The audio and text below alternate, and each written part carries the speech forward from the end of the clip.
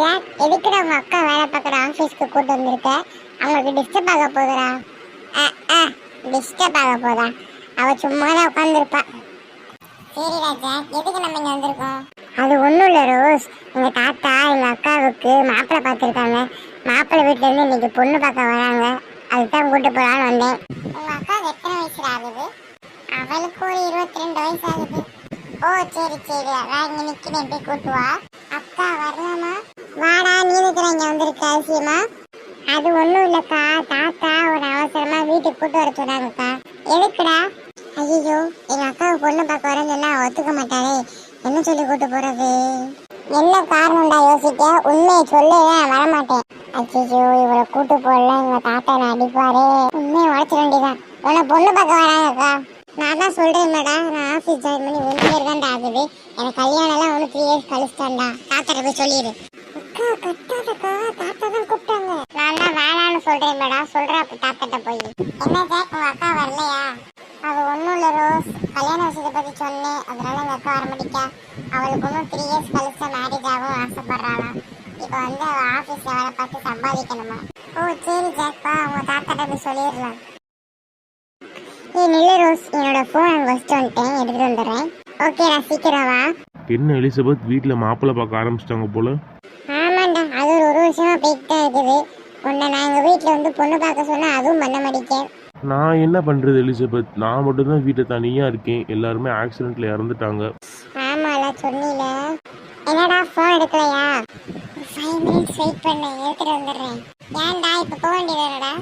Rose, எங்கள் அக்காவும் எங்கள் அக்காவோட எதிர்த்து ரூமில் இருக்க ஒரு அண்ணனும் லவ் பண்ணுறாங்கன்னு நினைக்கேன். எப்படி உனக்கு தெரியும்? நான் இப்போ போகும்போது அதை பற்றி தான் பேசிட்டு இருந்தாங்க ரோஸ். ஓ சரி சரி, அந்த அண்ணன் போன பிறகு உங்கள் அக்காட்ட நைஸாக போய் கேளுன்னு. சரி எலிசபெத், எனக்கு வேலை அதிகமாக இருக்குது, நம்ம சாயங்காலம் வந்து பீச்சுக்கு போகலாம். சரிடா, எனக்கும் கொஞ்சம் ஒர்க் அதிகமாக இருக்குது, நீங்களும் சீக்கிரமாக முடி, அப்போ தான் நம்ம பீச்சுக்கு போக முடியும். சரி, அந்த அண்ணன் போயிட்டாங்கடா, நீ போய் கேளு உங்கள் அக்காட்ட. அக்கா, என் ஃபோனை விட்டுட்டு போயிட்டேன், எடுத்துக்கிறேன். ஆமாங்கக்கா, இப்போ வந்து உன்கிட்ட பேசுனது யாரு? அது வந்து ஒரு ஆஃபீஸ் ஸ்டாஃப், அதெல்லாம் நீ எது கேட்க, வீட்டுக்கு போ.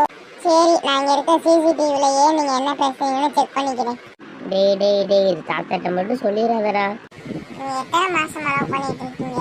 நான் இந்த ஆஃபீஸ் ஜாயின் பண்ண புதுசுலேருந்து. அந்த அண்ணனை உனக்கு ரொம்ப பிடிக்குமா? ஆமாண்டா. என்ன அவங்க வீட்டில் வந்து உன்னை பொண்ணு கேட்க சொல்ல வேண்டியதானே? அவங்களுக்கு யாருமே இல்லைடா, அவங்க கார் ஆக்சிடெண்ட்டில் அவங்க ஃபேமிலி ஃபுல்லாக இறந்துட்டாங்கடா. சரி, இதை பற்றி நான் தாத்தாட்ட வேணா பேசி பார்க்கேன். டேய், இது நீயா கேட்குற மாதிரி கேளுடா. நாங்கள் 2 பேர் லவ் பண்ணுற விஷயத்த தாத்தாட்ட சொல்லாதடா, கோவமாயிரு வர்றா. சரி, நான் பார்த்துக்கிறேன். நான் என் ஃபோன் எடுக்க தான் வந்தேன், ஃபோன் எடுத்துட்டேன், பை பை. ரோஸ், ஆஃபீஸில் நடந்த விஷயத்தை யார்கிட்ட சொல்லிடாத ரோஸ். நான் யார்கிட்ட தான் சொல்ல போகிறேன். ஓகே, எதுக்கும் சொல்கிறேன். டேய் விஜய், எதுக்குள்ள நம்ம எல்லாத்தையும் கரீம் இங்கே கூப்பிட்டுருப்பான்? எனக்காடா தெரியும், நானும் கூட தாண்டா இருந்தேன். ஃப்ரெண்ட்ஸ் ஒன்றும் கரீம் வரலையா? நம்ம வர சொல்லிட்டு ஒன்றும் வரலையா? அவன் ஒன்றும் வரலடா ராகுல். இதோ வந்துட்டான்ல. நண்பர்களை, என்னோட பர்த்டே பார்ட்டிக்கு வந்து எல்லாரும் சிறப்பு செஞ்சு கொடுத்தீங்க, அதனால எங்கள் அப்பா வந்து தேங்க்ஸ் கிஃப்டிங் கொடுக்க சொன்னார். நம்மளுக்குள்ள எதுக்குற அந்த ஃபார்மாலிட்டிஸ்லாம்?